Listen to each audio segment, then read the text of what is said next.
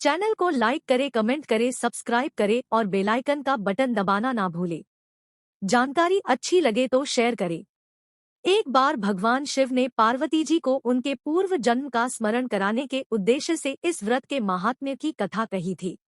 श्री भोलेशंकर बोले, हे गौरी, पर्वतराज हिमालय पर स्थित गंगा के तट पर तुमने अपनी बाल्यावस्था में 12 वर्षों तक अधोमुखी होकर घोर तप किया था। इतनी अवधि तुमने अन्न न खाकर पेड़ों के सूखे पत्ते चबाकर व्यतीत किए। माघ की विकराल शीतलता में तुमने निरंतर जल में प्रवेश करके तप किया। वैशाख की जला देने वाली गर्मी में तुमने पंचाग्नि से शरीर को तपाया।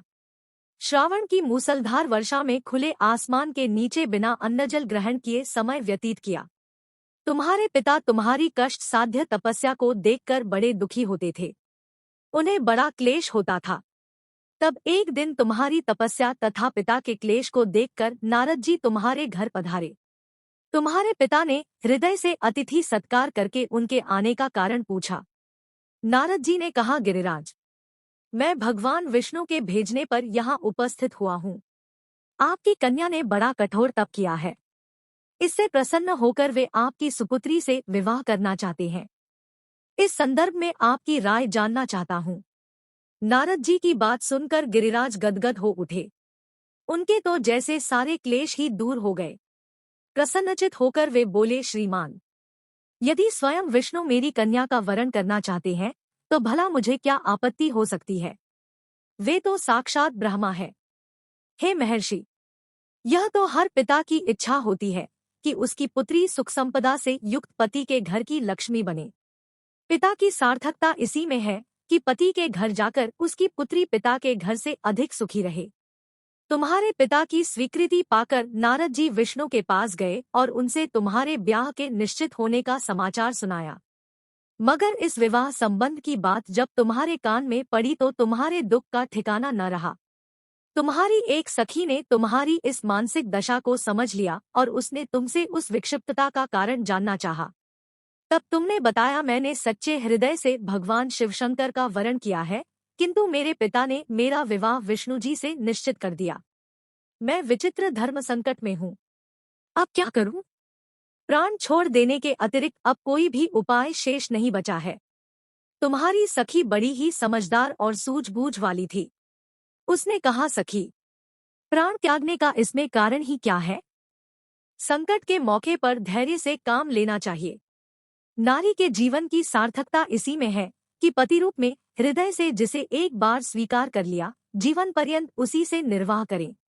सच्ची आस्था और एकनिष्ठा के समक्ष तो ईश्वर को भी समर्पण करना पड़ता है।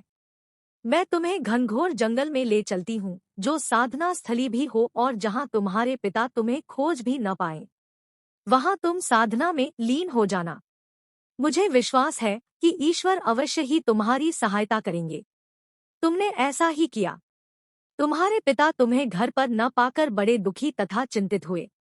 वे सोचने लगे कि तुम जाने कहाँ चली गई। मैं विष्णु जी से उसका विवाह करने का प्रण कर चुका हूँ।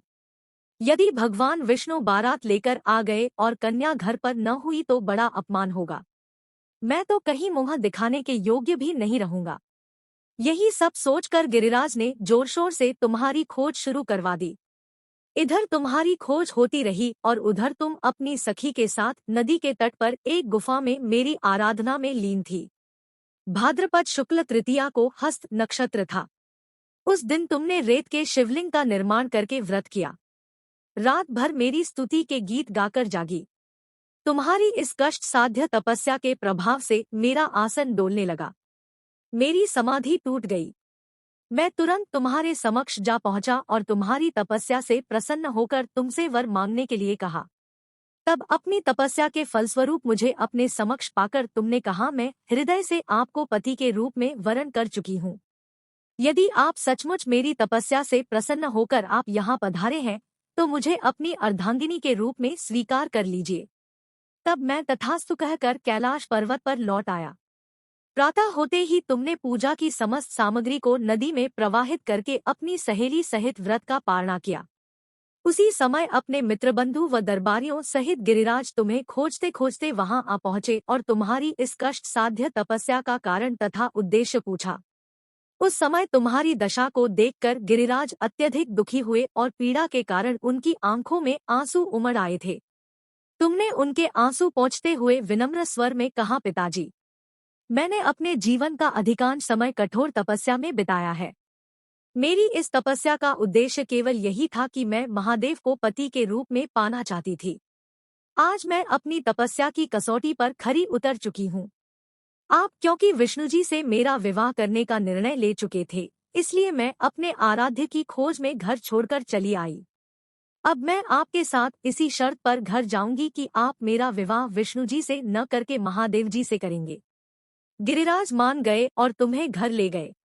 कुछ समय के पश्चात शास्त्रोक्त विधि विधान पूर्वक उन्होंने हम दोनों को विवाह सूत्र में बांध दिया। हे पार्वती, भाद्रपद की शुक्ल तृतीया को तुमने मेरी आराधना करके जो व्रत किया था, उसी के फलस्वरूप मेरा तुमसे विवाह हो सका।